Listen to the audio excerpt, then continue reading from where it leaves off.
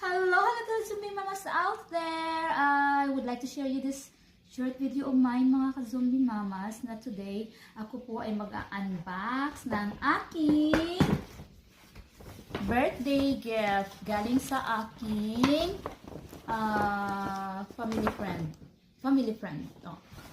Yan, friend here in Sweden. In Karlskrona, Sweden. So ito po yung mga kamamis, no? Kung makikita niyo, it's rituals. Rituals! It's a prank, but anyways, ito po yung na-receive ko galing sa kanila. Which is a clock. Clock, no?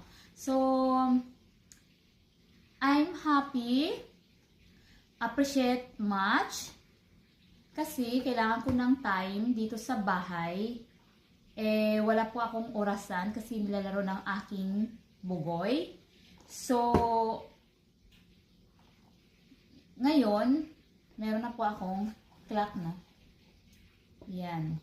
So, I'm happy because time is gold nga, sabi nila. So, yan. Kailangan natin ng orasan, mga kamamis, lalo na tayo may mga appointment, may mga meeting na hindi natin kailangan kalimutan, at di tayo kailangang malate, no? So, ayan. Time is gold. So, kailangan natin time. Thank you, Ate and Kuya. And to Zamora family.